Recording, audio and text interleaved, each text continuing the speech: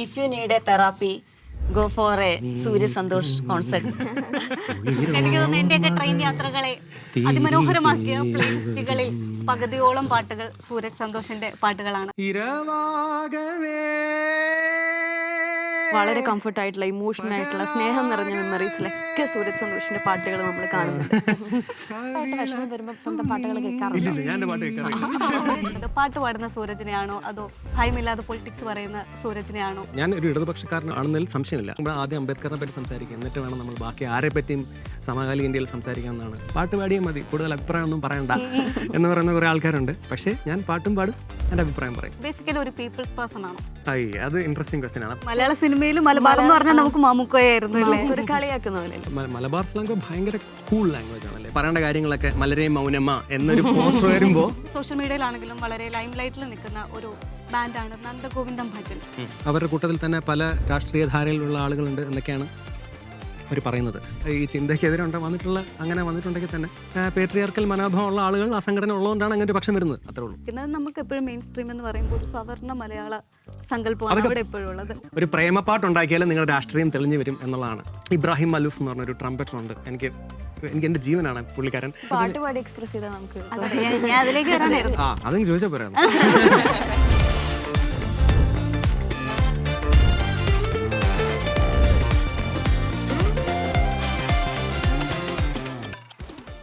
ഋതുമാതിൻ കവിതകൾ ഏന്തിഴേൽ കോരുത്തിടാൾ ഒരു വേള കിളിപ്പെണ്ണായി കളകാളമൂയൽ പാട്ടായി അരികെ നീ അരുമയായി അഴകോലും മൊഴിയാളായി ഇമനീലെ പടർന്നാടായി ഇളമതി വിപിയാളായി ഉയിരിൽ നീ ഉരുവായി. കൂടുതലൊന്നും പറയാനില്ല. സൂരജ് സന്തോഷാണ് ഇന്ന് നമ്മുടെ പൊളിറ്റിക്കൽ ടീയിലെ ഓണം സ്പെഷ്യൽ എപ്പിസോഡിൽ ചേരുന്നത്. സ്വാഗതം. പാട്ടൊക്കെ പാടി വളരെ ചില്ലായിട്ട് നടക്കുന്ന, അല്ലാത്ത മുഴുവൻ സമയം വെറുതെ ഇരിക്കാൻ ആഗ്രഹിക്കുന്ന, എനിക്ക് ഇഷ്ടപ്പെടാത്ത അല്ലെങ്കിൽ അഭിപ്രായം പറയേണ്ട എന്തെങ്കിലും സാഹചര്യം വന്നാൽ ഒരു പേടിയും കൂടാതെ ഒരു മടിയും കൂടാതെ മറുപടി പറയാനും പ്രതികരിക്കാനും ഇരിക്കാതെ ബുദ്ധിമുട്ടുള്ള അങ്ങനെ ഒരു മനുഷ്യനാണ്, ഒരു പച്ചയായ മനുഷ്യനാണ് ഞങ്ങളുടെ മുന്നിലിരിക്കുന്നത് എന്നൊരു ഇൻട്രോ ഞാൻ തന്നാൽ എത്രത്തോളം അത് കറക്റ്റ് ആയിരിക്കും? ശരിയാണ്. ഒരു ഈ മിണ്ടാതിരിക്കണം അല്ലെങ്കിൽ വെറുതെ ഇരിക്കാൻ താല്പര്യമുണ്ടെന്ന് പറഞ്ഞാൽ താല്പര്യമാണ്, പക്ഷെ വെറുതെ ഇരിക്കാൻ പറ്റാറില്ല. എനിക്ക് ഈ എന്തെങ്കിലുമൊക്കെ ചെയ്തുകൊണ്ടിരുന്നില്ലെങ്കിൽ ഞാനൊന്നും ചെയ്യുന്നില്ല, ഞാൻ വർക്ക് ചെയ്യുന്നില്ല, പണിയെടുക്കുന്നില്ല എന്നൊരു ഫീലിംഗ് ഇങ്ങനെ വന്നുകൊണ്ടിരിക്കും. അതൊരു വൃത്തികെട്ട ഫീലിംഗ് ആണെന്ന് എനിക്കറിയാം. പക്ഷേ സ്റ്റിൽ അതുകൊണ്ടാണ് ഞാൻ ആഗ്രഹിക്കുന്നത് എനിക്ക് എപ്പോഴെങ്കിലും വെറുതെ ഇരിക്കണം എന്നുള്ളത്. പക്ഷേ അത് എപ്പോഴെങ്കിലുമൊക്കെ നടക്കുന്നു. അതൊഴിച്ച് ബാക്കിയെല്ലാം കറക്റ്റാണ് നടക്കുന്നത്. ഓണം മൂഡിലേക്കാണ്. ഓണം മൂഡിലേക്കാണെന്നല്ല, ഓണം മൂഡിലേക്ക് ആയി കാണും, ഷോസ് ഒക്കെ ആയിട്ട് തിരക്കിലേക്ക് ആയി കാണും. അപ്പോൾ എന്തെങ്കിലും ഒരു ഓണം മെമ്മറിയോ അല്ലെങ്കിൽ നിലവിലെ ഓണം എങ്ങനെ പോകുന്നു എന്നോ അങ്ങനെ എന്തെങ്കിലും ഒരു വിശേഷങ്ങൾ പങ്കുവെക്കാനുണ്ടാവോ? ഓണം മെമ്മറി എന്ന് പറയുമ്പം ഞാൻ തിരുവനന്തപുരത്താണ് പഠിച്ചു വളർന്നത്. അതുകൊണ്ട് തന്നെ തിരുവനന്തപുരത്ത് ഓണം ബാക്കിയുള്ള ജില്ലകളിൽ ഓണം പോലെയല്ല. നിങ്ങൾക്ക് എത്രത്തോളം അറിയാമെന്നറിയില്ല. തിരുവനന്തപുരത്തെ ഓണം എന്ന് പറഞ്ഞാൽ ലൈറ്റ് കാണലാണ്. കോർപ്പറേഷൻ ഈസ്റ്റ് ഫോർട്ട് മുതൽ ഇവിടം വരെ കനകക്കുന്ന ആ പരിസരം വരെ ഫുൾ മരങ്ങളിൽ മൊത്തം ലൈറ്റ് ഇടുക, അവസാന നിമിഷം ഫ്ലോട്ട് വയ്ക്കുക, പരിപാടികൾ, ഇങ്ങനെ ഭയങ്കര സംഭവ ബഹുലമാണ് അവിടുത്തെ ട്രിവാൻഡ്രത്തെ ഓണം. അതാണ് എൻ്റെ ഓണം ഓർമ്മ. പിന്നെ കൊല്ലംകാരൻ, അച്ഛനും അമ്മയും കൊല്ലത്തുനിന്നാണ്. അപ്പം നാട്ടിൽ പോക്ക് സ്കൂളിൽ പഠിക്കുന്ന സമയത്തും ഒക്കെ ഉള്ളൊരു പരിപാടിയാണ്. ഉത്തരാടം മാത്രമായിരിക്കും ഞങ്ങൾ തിരുവനന്തപുരത്തുണ്ടായിരിക്കുക. അപ്പം അച്ഛൻ്റെയൊക്കെ ഫാമിലിയും അമ്മയുടെ ഫാമിലിയൊക്കെ കൊല്ലത്തായതുകൊണ്ട് നാട്ടിൽ പോകാറുണ്ട്. അപ്പോൾ തിരുവോണമൊക്കെ ഓണമായിരിക്കും, അവിടെ ആയിരിക്കും. അവിടുത്തെ ഒരു ഓണത്തിൻ്റെ പ്രത്യേകത, അവിടെ വായനശാലകൾ കേന്ദ്രീകരിച്ചാണ് നമ്മുടെ അച്ഛൻ്റെ അമ്മയുടെ നാട്ടിലൊക്കെ ഓണം സെലിബ്രേഷൻസ് നടക്കുക. അപ്പോൾ വായനശാലയിലെ സെലിബ്രേഷൻസ് എന്ന് പറഞ്ഞാൽ അവിടെ മത്സരങ്ങളുണ്ടാവും, എല്ലാം ഓണം കളികളും എല്ലാം ഉണ്ടാവും. വടംവലി മത്സരം ഉണ്ടാവും, മറ്റേ സുന്ദരിക്ക് പൊട്ടുതൊടിയിലും മറ്റേ തലയാനടി മത്സരവും അതെല്ലാം ഉണ്ടാവും. സോ അതൊക്കെയാണ് നാട്ടിലെ ഓണം. ഇതൊക്കെയാണ് ഓണം. പങ്കെടുക്കാനുള്ള ഒരു സമയം കിട്ടുന്നുണ്ടോ? ഇപ്പൊ ഒന്നുമില്ല. ഇതൊക്കെ പണ്ടായിരുന്നു. ഇപ്പം ഓണത്തിന് വീട്ടിലുണ്ടെങ്കിലുണ്ട് എന്നുള്ളൊരു സ്ഥിതിയിലേക്ക് വന്നു. പക്ഷേ ഏതെങ്കിലുമൊക്കെ ദിവസം ഉണ്ടാവാറുണ്ട്. പക്ഷേ പഴയ പോലത്തെ ഒരു സെലിബ്രേഷൻസ് ഒന്നുമില്ല. കരിയറിൽ എന്താണ് വളരെ ആൻറ്റിസിപ്പേറ്റ് ചെയ്യുന്ന പ്രൊജക്ട്സ് എന്തെങ്കിലും? ഇനി എക്സ്പെക്ട് ചെയ്യുന്നത് ഞാൻ എൻ്റെ സ്വന്തം പ്രൊഡക്ഷൻസാണ് വർക്ക് ചെയ്തുകൊണ്ടിരിക്കുന്നത്. അതായത് ഇൻഡിപെൻഡൻറ്റ് മ്യൂസിക് കൂടുതൽ റിലീസ് ചെയ്യാന്നുള്ളതാണ്. ഞാൻ എൻ്റെ ഒരു ആൽബമാണ് ദ ജിപ്സീസ് എന്ന പേരിൽ റിലീസ് ചെയ്തിട്ടുണ്ട്. പിന്നെ കുറച്ച് സിംഗിൾസും എൻ്റെ ഇൻഡിപെൻഡൻറ്റ് പ്രൊഡക്ഷനിൽ റിലീസ് ചെയ്തിട്ടുണ്ട്. അപ്പം കൂടുതൽ പാട്ടുകൾ ഞാൻ ഉണ്ടാക്കിയിട്ടുണ്ട്, പക്ഷെ ഒന്നും റിലീസ് ചെയ്തിട്ടില്ല. അപ്പം ഇനി അത് ശക്തമായിട്ട് അത് ഓരോന്നോരോന്നായിട്ട് റിലീസ് ചെയ്യണം എന്നുള്ളൊരു താല്പര്യമാണുള്ളത്. മാത്രമല്ല ഞാനിപ്പം കൂടുതൽ ഇൻട്രസ്റ്റഡ് ആയിട്ട് കൂടുതൽ വർക്ക് ചെയ്തുകൊണ്ടിരിക്കുന്ന മേഖല മോഡുലർ സിന്ത് റിലേറ്റഡ് ഇലക്ട്രോണിക് മ്യൂസിക്കാണ്. സോ അപ്പോൾ അതിലും കൂടുതൽ പരീക്ഷണങ്ങളും പരിപാടികളായിട്ട് കൂടുതൽ പ്രൊഡക്ഷൻ ചെയ്യണമെന്നാണ് ആഗ്രഹം. അതാണ് പ്ലേ ബാക്ക് പാരലുണ്ട്. അതാണ് എനിക്ക് പൈസ തരുന്ന പരിപാടി. സോ എനിക്ക് എൻ്റെ പാഷന് ഫണ്ട് ചെയ്യണമെങ്കിൽ എനിക്ക് ഒരു സ്ഥലത്ത് എൻ്റെ ജോബ് എന്നായിട്ടുള്ള പ്ലേ ബാക്ക് സിംഗിങ് ഉണ്ടായേ പറ്റും. ഒരു ചോദ്യം കൂടെ, ഈ സ്വതന്ത്ര പാട്ടുകൾ എന്ന് പറയുമ്പോൾ 3 വർഷം മുമ്പ് പ്രമോദ് സാറിന്റെ ഒരു ഇന്റർവ്യൂല് മീഡിയ വണ്ടി തന്നെ പറഞ്ഞിട്ടുണ്ട്, ഈ സ്വതന്ത്ര പാട്ടുകൾക്ക് ഒരു പുഷിന്റെ ആവശ്യമുണ്ട് നമ്മുടെ സമൂഹത്തിൽ ഇല്ലെന്ന്. അപ്പൊ ആ പുഷ് ഇപ്പം ആയിട്ടുണ്ടോ 3 വർഷം പിന്നിടുമ്പോൾ? മച്ച് ബെറ്റർ ആണ്. കാരണം നമ്മുടെ ഇപ്പോഴത്തെ നമ്മൾ കേരളത്തിലെ ഇൻഡിപെൻഡന്റ് മ്യൂസിക് സീനെ പറ്റി സംസാരിക്കാം. ഹിപ്പ് ഹോപ്പിന്റെ ജനപ്രീതി ഭയങ്കരമായിട്ട് ഈ ഒരു ഇൻഡിപെൻഡൻറ്റ് മ്യൂസിക്കിനെ ഭയങ്കരമായിട്ട് അതിൻ്റെ ഒരു പ്രചാരത്തിന് ആക്കം കൂട്ടിയിട്ടുണ്ടെന്ന് ഞാൻ പറയും. കാരണം മലബാർ സ്ലാങ് ഒക്കെ ഇപ്പോൾ ഭയങ്കര കൂളായില്ലേ, ഭയങ്കര കൂളായി. പണ്ടൊരു പക്ഷേ മലബാർ ഭാഷ സംസാരിക്കുന്നത് എൻ്റെ സുഹൃത്തുക്കളൊക്കെ പറഞ്ഞിട്ടുണ്ട്, അവരൊക്കെ കളിയാക്കും അവരങ്ങനെയൊക്കെ പറയുമ്പോഴത്തേക്കും. പക്ഷേ ഇപ്പം മലബാർ ഭാഷ ഏറ്റവും കൂൾ. ഇപ്പം കളിയാക്കപ്പെടുന്ന തിരുവനന്തപുരം ഭാഷ സംസാരിക്കുന്നത് ഞാൻ തന്നെ കളിയാക്കണം നീ അത് പക്ഷേ അപ്പോൾ എനിക്ക് തോന്നുന്നു ഹിപ്പ് ഹോപ്പിൻ്റെ ഇപ്പോഴത്തെ ഒരു ജനപ്രീതി എന്ന് പറയുന്നത് ആ ജോൺറയ്ക്ക് ഭയങ്കരമായിട്ടുള്ള ഒരു പ്രചാരം ഇപ്പോൾ കിട്ടിയിട്ടുണ്ട്. അതിനോടൊപ്പം തന്നെ മറ്റ് ജോൺറകളിലും ഇൻഡിപെൻഡൻറ്റ് മ്യൂസിക് കൂടെ ഉണ്ടാവണം. ഇവിടെ ഇല്ല എന്നല്ല, ഉണ്ട്, ഇനിയും പ്രചാരം കൂടണം. ബേസിക്കലി ഫിലിം മ്യൂസിക്കിനുള്ളൊരു പുഷ് ഉണ്ട് ഇപ്പോഴും. കാരണം സിനിമയിൽ ഇറങ്ങുന്ന പാട്ടാണ്, സിനിമ അത്രത്തോളം മാർക്കറ്റഡ് ആണ്. അപ്പോൾ മാർക്കറ്റ് ചെയ്യപ്പെടുന്ന ഒരു സാധനത്തിൻ്റെ എല്ലാ എലിമെൻസും മാർക്കറ്റ് ചെയ്യപ്പെടും. അപ്പോൾ അതിൻ്റെ പാട്ടുകളും ജനങ്ങളിലേക്ക് എത്താൻ എളുപ്പമാണ്. പക്ഷേ മറിച്ച് ഒരു ഇൻഡിപെൻഡൻ്റ് ആയിട്ടുള്ള ഒരു മ്യൂസിഷ്യൻ പാട്ട് ഇറക്കുമ്പോഴത്തേക്ക് അത് എല്ലാവരിലേക്ക് എത്തിക്കൊള്ളുന്നില്ല. അതുകൊണ്ടാണ് ഞാൻ പുഷ് വേണം എന്ന് പറയുന്നത്. പക്ഷേ ഇപ്പോൾ ഒരു മച്ച് ബെറ്റർ സീനാണെന്ന് എനിക്ക് തോന്നുന്നു. സൂരജിന്റെ പാട്ടുകളെ കംഫർട്ടാണ്, ലൈക്ക് എല്ലാ പാട്ടുകളും എടുത്താലും അതെ, സിനിമ പാട്ടുകൾ നമ്മളെ കംഫർട്ട് സോണുകളിൽ ഉപയോഗിക്കുന്ന, കംഫർട്ടിന് വേണ്ടി നമ്മൾ ഉപയോഗിക്കുന്ന പാട്ടുകൾ. അപ്പോൾ ഇപ്പോൾ ഇൻസ്റ്റഗ്രാം ഒക്കെ തുടങ്ങി പിന്നെ എല്ലാവരും ഇമോഷൻസ് ഒക്കെ ഭയങ്കര, ആൾക്കാർ കൺസ്യൂമിങ്ങിനേക്കാളും ഇപ്പോൾ ക്രിയേറ്റിംഗ് ആണല്ലോ ആൾക്കാരുള്ളത്. അപ്പോൾ എല്ലാവരും വളരെ കംഫർട്ടായിട്ടുള്ള ഇമോഷണൽ ആയിട്ടുള്ള സ്നേഹം നിറഞ്ഞ മെമ്മറീസിലൊക്കെ സൂരജ് സന്തോഷിൻ്റെ പാട്ടുകൾ നമ്മൾ കാണുന്നുണ്ട്. അപ്പോൾ എങ്ങനെയാണ് ലൈക്ക് ആ ഒരു ഫീലിംഗ് എങ്ങനെയാണ് എടുക്കുന്നത്? ആൾക്കാർ ഇത്രത്തോളം ആ പാട്ടുകളെ സ്നേഹിക്കുന്നു എന്നുള്ളത് സന്തോഷമാണ്. എന്ത് പറയാനാണ്, ഞാൻ എന്തോ നേടിയെന്നൊരു ഫീലിംഗ് ഒന്നും എനിക്ക് തോന്നിയിട്ടില്ല ഇതുവരെ.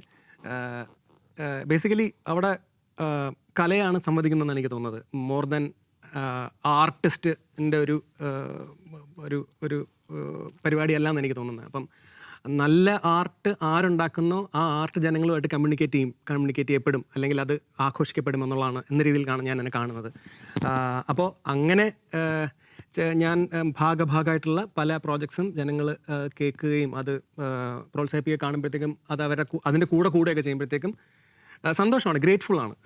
എല്ലാവരും പറയുന്നത് if you need a therapy go for a Surya Santhosh concert. അത് ഭയങ്കര ഓവറാണ്. അത് അങ്ങനെയൊന്നുമല്ല. If you therapy you should go to therapist. എനിക്കത് മനസ്സിലാക്കാൻ പറ്റും അത് എവിടെ നിന്നാണ് വരുന്നത്. ഓക്കെ, കംഫർട്ട്, അല്ലെങ്കിൽ നമുക്ക് സംഗീതം കംഫർട്ടിംഗ് ആയിട്ടുള്ള സാധനം തന്നെയാണ്. നമ്മൾ ടെൻഷൻ അടിച്ചിരിക്കുമ്പോഴത്തേക്കൊക്കെ അല്ലെങ്കിൽ ഏതവസ്ഥ ഇരിക്കുമ്പോഴത്തേക്കും നമുക്കൊരു നമ്മുടെ മൂഡിനെ കുറച്ചൊക്കെ മെച്ചപ്പെടുത്താൻ മ്യൂസിക് ഹെൽപ്പ് ചെയ്യും. അല്ലാണ്ട് നിങ്ങൾ ശരിക്കും കേൾക്കണമെങ്കിലും സൂര്യന്റെ പാട്ടുണ്ട്. ഇപ്പൊ വിരഹത്തിലാണെങ്കിലും പ്രണയത്തിലാണെങ്കിലും എല്ലാത്തിലും കേൾക്കാൻ സൂര്യ അടയാളപ്പെടുത്തി പാട്ട് അത് കേട്ടോളൂ. അതിന്റെ കൂട്ടത്തിൽ നിങ്ങൾ തെറാപ്പി സ്വന്തമായിട്ട് വിഷമം വരുമ്പോൾ സ്വന്തം പാട്ടുകൾ കേൾക്കാറില്ല. ഇല്ല, ഞാൻ എന്റെ പാട്ട് കേൾക്കാറില്ല. കംഫർട്ട് സോങ്സ് ഏതാണ്? എന്റെ കംഫർട്ട് സോങ്സ് ആണോ? അത് ഇൻട്രസ്റ്റിംഗ് ക്വസ്റ്റ്യൻ ആണ്. അപ്പം എനിക്ക് കംഫർട്ട് സോങ് എന്ന് വെച്ചാൽ ഞാൻ കേൾക്കുന്ന കുറച്ച് അതിങ്ങനെ ഞാൻ എല്ലാ ദിവസവും ഒരു പുതിയ ആർട്ടിസ്റ്റിനെ കേട്ടുകൊണ്ടിരിക്കും. സോ അപ്പോൾ ഓരോ ദിവസവും ഓരോ പുതിയ ആൽബം കണ്ടുപിടിക്കുക എന്നുള്ളതാണ് എൻ്റെ ഒരു ശീലം, കുറേ വർഷങ്ങളായിട്ടുള്ള. അപ്പം കേൾവിയാണ് എന്നെ ബെറ്റർ ആക്കിയിട്ടുള്ളത്. ആസ് എ മ്യൂസിഷ്യൻ എന്ന രീതിയിലും ആസ് എ ഹ്യൂമൻ എന്ന രീതിയിലും കേൾവിയാണ് എന്നെ കുറച്ച് ബെറ്റർ ആക്കിയുള്ള ഞാൻ വിശ്വസിക്കുന്നത്. പെട്ടെന്ന് ഇപ്പം എന്നെ മനസ്സിൽ വരുന്ന അവിയലിൻ്റെ ആൽബമൊക്കെ സോണിക്കലി ഭയങ്കരമായിട്ട് എന്നെ ചിന്തിപ്പിച്ചിട്ടുള്ള ആൽബമാണ്, സോണിക്കലി ആൻഡ് പ്രൊഡക്ഷൻ വൈസൊക്കെ. അപ്പോൾ അതൊക്കെ ഞാൻ ചിലപ്പോൾ ഇടയ്ക്കിടയ്ക്ക് റീവിസിറ്റ് ചെയ്യുന്ന ആൽബമാണ്. പിന്നെ കുറച്ച് ഈ ഇബ്രാഹിം മലൂഫ് എന്ന് പറഞ്ഞൊരു ട്രംപറ്ററുണ്ട്, എനിക്ക് എനിക്ക് എൻ്റെ ജീവനാണ് പുള്ളിക്കാരൻ. സോ അത് ഒരു എനിക്കെപ്പം പിന്നെ അങ്ങനെ കുറേ മ്യൂസിഷ്യൻസ് ഉണ്ട്. അപ്പം പറഞ്ഞു വേണമെങ്കിൽ കുറേ ഇങ്ങനെ പോകേണ്ടി വരും. അപ്പം അങ്ങനെയുള്ള സ്വന്തം വർക്കിന്റെ കാര്യം എപ്പോൾ ചോദിച്ചാലും സ്വയം ഒരു ക്രെഡിറ്റ് ഏറ്റെടുക്കാതെ കളക്റ്റീവ് വർക്കിനെ വല്ലാതെ ചേർത്ത് പിടിക്കുന്ന ഒരു വ്യക്തിയാണ്. എപ്പോഴും ഏത് വർക്കിനെ കുറിച്ച് ചോദിച്ചാലും കളക്റ്റീവ് വർക്കാണ്, അത് ആ സോങ് ആണോ, അത് കളക്റ്റീവ് വർക്കാണെന്ന് പറയുന്നത് ബേസിക്കലി ഒരു പീപ്പിൾസ് പേഴ്സൺ ആണോ? അതുകൊണ്ടല്ല, അത് കളക്റ്റീവ് വർക്ക് ആയതുകൊണ്ടാണ്. സത്യം ഇതെല്ലാം തന്നെ ഇപ്പം ഞാൻ ഒരു ഗായകനായതുകൊണ്ട് തന്നെ എനിക്ക് ഒരു പരിധിയിൽ കവിഞ്ഞിട്ടുള്ള ഇമ്പോർട്ടൻസ് കിട്ടും എന്നുള്ളത് എനിക്കറിയാം. ആസ് ഇൻ അത് ഞാൻ അർഹിക്കുന്നുണ്ടോ ഇല്ലയോ എന്നുള്ള രണ്ടാമത്തെ കാര്യം. പക്ഷേ ഞാനൊരു പാട്ട് എൻ്റെ ഭാഗമാവുകയോ അല്ലെങ്കിൽ ഞാൻ തന്നെ പ്രൊഡ്യൂസ് ചെയ്യുന്ന പാട്ടോ എന്ന് പറയുന്നത് ഞാൻ ഓഫ് കോഴ്സ് എൻ്റെ അധ്വാനമുണ്ട്, എൻ്റെ പ്രയത്നമുണ്ട്, എൻ്റെ ഇത്രയും കാലത്തെ ലേണിംഗ് എല്ലാം ഉണ്ട്. അതിനോടൊപ്പം തന്നെ കുറേ പേരും കൂടി ചേർന്നിട്ടുള്ള ഒരു പരിപാടിയാണ്. ആസ് ഇൻ എൻ്റെ കൂടെ വർക്ക് ചെയ്യുന്ന മ്യൂസിഷ്യൻസ്, എൻ്റെ ബാൻഡിൽ വർക്ക് ചെയ്യുന്ന മ്യൂസിഷ്യൻസ്, എനിക്കറിയാം എൻ്റെ കൂടെ മറ്റ് ടെക്നീഷ്യൻസ്, എൻജിനീയേഴ്സ്, കുറേ പേരുടെ ഒരു കളക്റ്റീവായിട്ടുള്ള സപ്പോർട്ട് ഇല്ലാണ്ട് എനിക്ക് മാത്രമായിട്ടൊന്നും ചെയ്യാൻ പറ്റില്ല എന്നാണ് ഞാൻ വിശ്വസിക്കുന്നത്. അങ്ങനെ തന്നെയാണ് എൻ്റെ യാഥാർത്ഥ്യം. സോ അതുകൊണ്ടത് ഡ്യൂ ക്രെഡിറ്റ് എല്ലാവർക്കും കിട്ടണം. അത് ഇന്നും നമ്മൾ പല പ്രോജക്റ്റിനെ പറ്റിയൊക്കെ സംസാരിക്കുമ്പോഴത്തേക്കും അതിനകത്ത് ഭാഗമായിട്ട് എല്ലാവർക്കും അതിനുള്ള ക്രെഡിറ്റ് കിട്ടുന്നുണ്ടോ എന്ന് വെച്ച് കഴിഞ്ഞാൽ ഇല്ല, നമുക്ക് ഉത്തരം പറയേണ്ടി വരും. അതുകൊണ്ട് അത് എടുത്തെടുത്ത് പറയേണ്ടതിൻ്റെ ആവശ്യമുണ്ടെന്ന് തോന്നുന്നു. അതിൻ്റെ ഭാഗമായിട്ടായിരിക്കണം. സൂരജ് സന്തോഷ് എന്നാൽ നമുക്ക് പാട്ട് മാത്രമല്ല, പാട്ടും പൊളിറ്റിക്സും കൂടെ ചേർത്ത് വെച്ച് നമ്മൾ വായിക്കുന്ന ഒരു മനുഷ്യനാണ്. അപ്പോൾ ആളുകൾക്ക് ഏറ്റവും കൂടുതൽ ആളുകൾ അംഗീകരിക്കുന്നത് അല്ലെങ്കിൽ സ്വീകരിക്കുന്നത് പാട്ട് പാടുന്ന സൂരജിനെയാണോ അതോ ഭയമില്ലാതെ പൊളിറ്റിക്സ് പറയുന്ന സൂരജിനെയാണോ എന്നാണ് തോന്നുന്നത്? എനിക്ക് അറിഞ്ഞൂടാ, ഫ്രാങ്ക്ലി സ്പീക്കിംഗ് എനിക്ക് അറിഞ്ഞൂടാ. ഈ പാട്ട് പാടുന്ന സൂരജിനെ ചിലപ്പോൾ മേ ബി കുറേ പേർക്ക് ഇഷ്ടപ്പെടുമായിരിക്കും. അഭിപ്രായം പറയുന്ന സൂരജ് എന്ന് പറയുമ്പോഴത്തേക്കും കുറേ പേര് എനിക്ക് കേട്ടിട്ടുള്ള ഒരു വിഭാഗം എന്നോട് പറയുന്നത് വെച്ച് കഴിഞ്ഞാൽ പാട്ട് പാടിയാൽ മതി, കൂടുതൽ അഭിപ്രായം ഒന്നും പറയണ്ട എന്ന് പറയുന്ന കുറേ ആൾക്കാരുണ്ട്. അപ്പം അതുകൊണ്ട് എനിക്കതിൻ്റെ ഓണസ്റ്റ് ആയിട്ടുള്ള എനിക്കതിന് ഉത്തരം ഇല്ല. പക്ഷേ ഞാൻ പാട്ടും പാടും, എൻ്റെ അഭിപ്രായം പറയും. നമ്മളിപ്പോൾ മലയാളം എൻ്റർടൈൻമെൻറ്റ് ഇൻഡസ്ട്രി എന്ന് പറയുന്നത് അത്ര പൊളിറ്റിക്കൽ അല്ല. അപ്പോൾ നമ്മൾ തമിഴൊക്കെ നോക്കുകയാണെങ്കിൽ വളരെ പൊളിറ്റിക്കലായിട്ടുള്ള സംവിധായകന്മാർ, ആർട്ടിസ്റ്റുകൾ അവിടെയുണ്ട്, ഒരുപാടുണ്ട് നമുക്ക്. പക്ഷെ അത്തരം ഒരു ഇൻഡസ്ട്രിയിൽ പോലും ചിന്മയിനെ പോലുള്ള ആൾക്കാരൊക്കെ ബാൻ ചെയ്യപ്പെടുന്ന കാഴ്ചകൾ നമ്മൾ കാണാറുണ്ട്. അപ്പോൾ അത്ര പൊളിറ്റിക്കൽ അല്ലാത്ത മലയാളം എൻ്റർടൈൻമെൻറ്റ് ഇൻഡസ്ട്രിയിൽ നിന്ന് എവ്രിതിങ് അത് സൂരജിൻ്റെ അതേ വർക്കിംഗ് സ്പേസിൽ നിൽക്കുന്ന ആൾക്കാരാണെങ്കിൽ പോലും വളരെ ഫിയർലെസ് ആയിട്ട് സംസാരിക്കാറുണ്ട് സൂരജ്. അതിൻ്റെ ഇമ്പാക്റ്റുകൾ ഉണ്ടായിട്ടില്ലേ? ഉണ്ടാവാം, ഉണ്ടെന്ന് തന്നെയാണ് ഞാൻ വിശ്വസിക്കുന്നത്. പക്ഷെ ഞാൻ അത് കാര്യമാക്കാറില്ല. കാരണം നമുക്ക് എന്ത് ചെയ്യാൻ പറ്റും എന്നുള്ളതിലാണ് എൻ്റെ ചിന്ത എപ്പോഴും ഉള്ളത്. ഞാൻ എന്താണ് അടുത്ത് ചെയ്യേണ്ടത്, ഞാൻ എന്താണ് വർക്ക് ചെയ്യേണ്ടത് എന്നുള്ളതാണ് എൻ്റെ ചിന്ത മൊത്തം പോകുന്നത്. പക്ഷേ നമുക്ക് കിട്ടാതെ പോകുന്നതിനെ പറ്റി ആലോചിച്ചിരുന്നിട്ട് കാര്യമില്ല, കാരണം അത് കിട്ടില്ലല്ലോ. എന്തായാലും കിട്ടാൻ പോകുന്നില്ല. കുറേ പേര് നമ്മളെന്തായാലും ഒറ്റപ്പെടുത്തും. അപ്പോൾ നമ്മളെ കൂടെ നമ്മളെ വേണ്ടാന്ന് വെക്കും. അതൊക്കെ ഇതിൻ്റെ ഭാഗമായിട്ടുണ്ടാവും. കാരണം അങ്ങനെയാണ് നമ്മുടെ സമൂഹം, ഒറ്റപ്പെടുത്തലും ഉണ്ടാവാം. സോ ഞാനെപ്പോഴും ഫോക്കസ് ചെയ്യുന്നത് എനിക്ക് എന്താണ് ചെയ്യാൻ പറ്റുന്നത്, എന്താണ് ചെയ്യേണ്ടതെന്നാണ്. അപ്പം അതുകൊണ്ട് തന്നെ ഈ വശത്തെപ്പറ്റി ഞാൻ അധികം എൻ്റെ മൈൻഡ് അങ്ങോട്ട് അധികം ഇടയ്ക്കൊക്കെ പോകാറുണ്ട്. ചിലപ്പോൾ നമ്മൾ മൈൻഡ് ഔട്ട് ആവുന്ന സമയമൊക്കെ ഉണ്ടല്ലോ, അപ്പോഴൊക്കെ ചിന്തിക്കാറുണ്ട്. പക്ഷേ അല്ലാത്ത സമയം ഭൂരിപക്ഷം ഞാൻ വേറെ രീതിയിൽ എൻ്റെ മൈൻഡ് ഡൈവേർട്ട് ചെയ്യാനാണ് ശ്രമിക്കാറ്. പിന്നെ മലയാള സിനിമയിൽ പൊളിറ്റിക്കലായിട്ടുള്ള പാർട്ട് ഉണ്ടായിട്ടുണ്ട്, ഇല്ലയെന്നല്ല.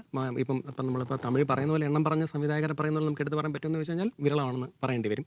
നമ്മളിപ്പോൾ കാണുമ്പോൾ ആളുടെ സൗണ്ട് കേൾക്കുമ്പോൾ നമ്മുടെയൊക്കെ സ്പോട്ടിഫൈ പ്ലേലിസ്റ്റിൻ്റെ ജീവൻ വെച്ച പോലെ ഒരു സംഭവമുണ്ട്. ഭയങ്കര എനിക്ക് തോന്നുന്നു എൻ്റെയൊക്കെ ട്രെയിൻ യാത്രകളെ അതിമനോഹരമാക്കിയ പ്ലേലിസ്റ്റുകളിൽ പകുതിയോളം പാട്ടുകൾ സൂരജ് സന്തോഷിന്റെ പാട്ടുകളാണ്.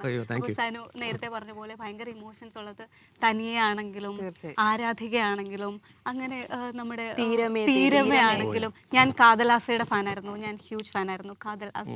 അങ്ങനത്തെ കുറേ പാട്ടാണെങ്കിലും അങ്ങനെ നോക്കുകയാണെങ്കിൽ ഈ സംഗീത ലോകത്തെ ഒരു സുവർണ കാലഘട്ടത്തിലേക്ക് തിരിച്ചു പോകണമെന്നുണ്ടെങ്കിൽ ഏത് ഏറെയായിരിക്കും തിരഞ്ഞെടുക്കുക? ഞാൻ ജീവിക്കുന്ന കാലഘട്ടമല്ലേ എനിക്ക് സുവർണ കാലഘട്ടം. ഞാൻ ജീവിക്കുന്ന കാലഘട്ടം ഞാനും എൻ്റെ കോണ്ടംപററീസും ഉള്ള കാലഘട്ടമാണ് എനിക്ക് സുവർണ കാലഘട്ടം. അതങ്ങോട്ട് മാറ്റി നിർത്തിയിട്ട് മുന്നത്തെ ഒരു ഇത് നോക്കുകയാണെന്നുണ്ടെങ്കിൽ ഏത് ഒരു റെട്രോ കാലഘട്ടം പിടിക്കുകയാണെന്നുണ്ടെങ്കിൽ ഏത് രീതിയിലേക്കായിരിക്കും പോവുക? പാട്ട് പാടി എക്സ്പ്രസ് ചെയ്താൽ നമുക്ക് ഞാൻ അതിലേക്ക് വരാനായിരുന്നു. അതെങ്കിൽ ചോദിച്ചാൽ പറയാം. ഞാൻ മേ ബി ഇങ്ങനെ ഇങ്ങോട്ടായിരിക്കും പോവാ.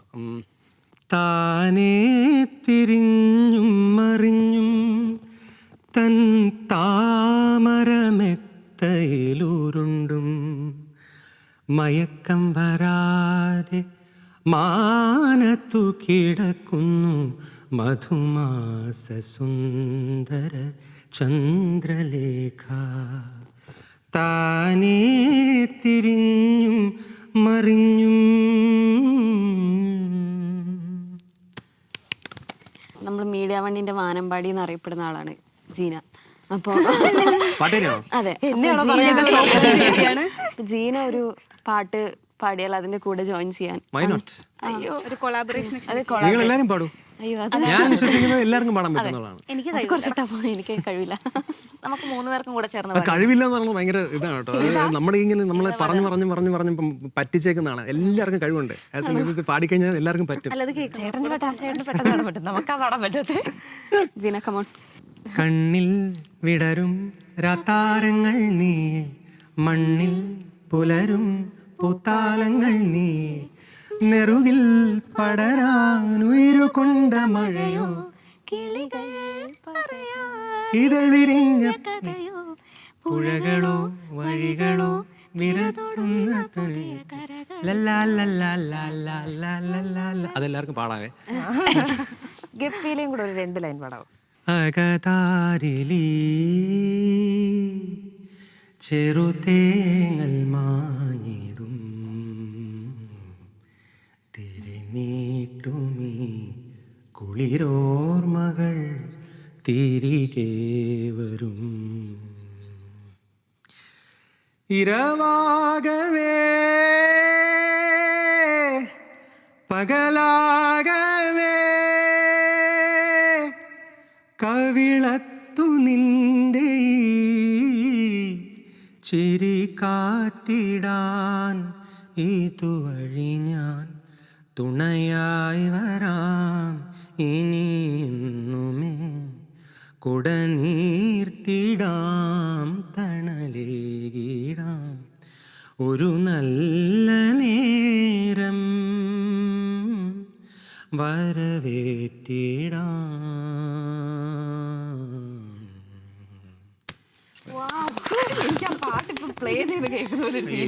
കലാകാരന്മാർ അവരുടെ സേഫ് സോണിൽ നിൽക്കുക, ഒന്നും ഒരു പരിധിക്കപ്പുറം പറയാതിരിക്കുക, അല്ലെങ്കിൽ മിണ്ടാതിരിക്കുക. ഇപ്പൊ CJP പ്രൊട്ടസ്റ്റിലാണെങ്കിൽ എത്ര പേര് പ്രതികരിച്ചെന്ന് നമുക്കറിയാം. എങ്ങനെ പ്രതികരിച്ചു? സൂരജ് പറഞ്ഞിട്ടുണ്ട്, അവര് മിണ്ടാതിരിക്കുന്നവരെ നിങ്ങൾ ശ്രദ്ധിക്കണം, മറച്ചു വെച്ച് സംസാരിക്കുന്നവരെ ശ്രദ്ധിക്കണം. ഇങ്ങനെ കംഫർട്ട് സോണിൽ മാത്രം നിൽക്കുന്ന കലാകാരന്മാർക്ക് സമൂഹത്തോട് ഒരു പ്രതിബദ്ധതയില്ലേ? സൂരജ് അങ്ങനെ കരുതുന്ന ആളാണോ? തീർച്ചയായും. കല എന്ന് പറയുന്നത് സമൂഹത്തിൻ്റെ ഭാഗമാണ്. കലാകാരന്മാർ സമൂഹത്തിൻ്റെ ഭാഗമാണ്. അപ്പം സ്വാഭാവികമായിട്ടും സമൂഹത്തിനുള്ള പ്രതിബദ്ധത ഉണ്ടായിരിക്കേണ്ടതിൻ്റെ ആവശ്യകത തന്നെയുണ്ട്. പക്ഷേ ഞാൻ പറയുകയാണെങ്കിൽ സമൂഹത്തെ ഒരു എന്താണ് അഭിവൃദ്ധിപ്പെടുത്താൻ വേണ്ടിയിട്ട് ഞാൻ എൻ്റെ കല ചെയ്യുന്നില്ല. അപ്പം ഞാൻ ചെയ്യുന്നത് എനിക്ക് ശരിയെന്ന് തോന്നുന്നതിൽ, എനിക്ക് നീതിയെന്ന് തോന്നുന്ന കാര്യങ്ങൾ ഞാൻ ഓണസ്റ്റായിട്ട് എക്സ്പ്രസ് ചെയ്യുന്നു എന്ന കാര്യം മാത്രമേ ഞാൻ നിർവഹിക്കുന്നുള്ളൂ. അവിടെ നമ്മൾ എത്രത്തോളം ഓണസ്റ്റ് ആണെന്നുള്ളത് നിങ്ങളുടെ കലയിലും തെളിയും. അതാണ് നിങ്ങളുടെ പൊളിറ്റിക്സ് എന്ന് പറയുന്നത്. നിങ്ങളുടെ രാഷ്ട്രീയം എന്താണെന്നുള്ളത് നിങ്ങൾ എന്തുണ്ടാക്കിയാലും, ഒരു പ്രേമപ്പാട്ടുണ്ടാക്കിയാലും നിങ്ങളുടെ രാഷ്ട്രീയം തെളിഞ്ഞു വരും എന്നുള്ളതാണ്. റാപ്പർ വേടന്റെ പാട്ടുകൾ തന്നെ നോക്കുകയാണെങ്കിൽ കൊള്ളേൻ്റെ അടുത്ത് നല്ലോണം കൊണ്ടിട്ടുണ്ട് ഒരു മീനിങ്ങും കൊണ്ടുണ്ട്. അതേപോലെ നമുക്കിപ്പോൾ ഒരു പൊളിറ്റിക്സ് സെറ്റായിട്ടല്ല, അല്ലെങ്കിൽ അവർ പറയുന്നതിലൂടെ നമുക്കൊരു വിയോജിപ്പുണ്ടെങ്കിൽ പാട്ടിലൂടെ ആണെങ്കിൽ പോലും, അല്ലെങ്കിൽ ഒരു ചിത്രത്തിലൂടെ ആണെങ്കിൽ പോലും ഇപ്പോഴത്തെ സമൂഹത്തെ എല്ലാവർക്കും അത് എക്സ്പ്രസ് ചെയ്യാൻ പറ്റുന്നുണ്ട്. ആ ഒരു ഫ്രീഡം ഇപ്പം ഇവിടെ നല്ലോണം ഉണ്ട് എന്ന് വിശ്വസിക്കുന്നുണ്ടോ? ഫ്രീഡം നല്ലോണം ഉണ്ടോ എന്ന് വെച്ച് കഴിഞ്ഞാൽ ഫ്രീഡം ഉണ്ടെങ്കിലും ഇല്ലെങ്കിലും ഇത് ചെയ്യാൻ ആഗ്രഹിക്കുന്ന ആളുകൾ ചെയ്തുകൊണ്ടേയിരിക്കും. പക്ഷേ ഇപ്പോൾ നമ്മുടെ സമകാലിക ഇന്ത്യയുടെ ചരിത്രം പരിശോധിക്കുകയാണെങ്കിൽ അത്തരത്തിൽ പൊളിറ്റിക്കലായിട്ടുള്ള ആളുകളെ വേട്ടയാടുന്നൊരു സ്വഭാവം ഇല്ലാതില്ല. അങ്ങനെയുള്ള ഒരുപാട് ഇൻസിഡൻസ് നമുക്ക് ചൂണ്ടിക്കാണിക്കാനും പറ്റും. സോ ഈ രാഷ്ട്രീയം പറയുന്നവരെ അല്ലെങ്കിൽ പിന്നെ ചിലൊരു വിഭാഗമുണ്ട്, ഈ കല എന്ന് പറഞ്ഞു കഴിഞ്ഞാൽ കലാകാരന്മാർ രാഷ്ട്രീയം പറയാൻ പാടില്ല എന്ന് പറയുന്നൊരു വിഭാഗമൊക്കെ ഉണ്ട്. അപ്പോൾ അത്തരത്തിലുള്ള ആൾക്കാരൊക്കെ ഈ ഇന്നത്തെ യുവതലമുറയൊക്കെ തിരിച്ചറിയും. അതൊക്കെ പഴഞ്ചനായി കഴിഞ്ഞു. നിങ്ങളുടെ കാര്യം മാത്രം നോക്കി ഒരു കംഫർട്ട് സോണിൽ മുന്നോട്ട് പോകുന്ന അങ്ങനെയൊക്കെ തീരുമാനിച്ചു കഴിഞ്ഞാൽ നമ്മൾ അങ്ങനെ മുന്നോട്ട് പോകാൻ പറ്റില്ല ഒരു മനുഷ്യൻ. ഇപ്പം ചീന പാറ്റ സമരത്തെ കുറിച്ച് പറഞ്ഞല്ലോ. അപ്പം അത് ഇപ്പം നമ്മളൊരു സമകാലിക ഒരു റീസെന്റ് ചരിത്രത്തിൽ തന്നെ ഭയങ്കര വലിയൊരു മൂവ്മെന്റ് ആണ് നടന്നിരിക്കുന്നത്, അതിൻ്റെ ഇമ്പാക്റ്റ് ഉണ്ടായിരിക്കുന്നത്. അപ്പം എങ്ങനെ അതിനെ സൂരജ് പ്രതീക്ഷയോടെ കാണുന്നുണ്ടോ? പ്ലസ് ഇപ്പോൾ ആദ്യമായിട്ട് ഈ പാറ്റ സംഘം രൂപപ്പെട്ടു വന്നപ്പോൾ സൂരജ് അതിനെ എങ്ങനെയാണ് ജഡ്ജ് ചെയ്തത്? ഞാൻ അതിനെ ഭയങ്കര മിസ്ജഡ്ജ് ചെയ്ത ആളാണ്.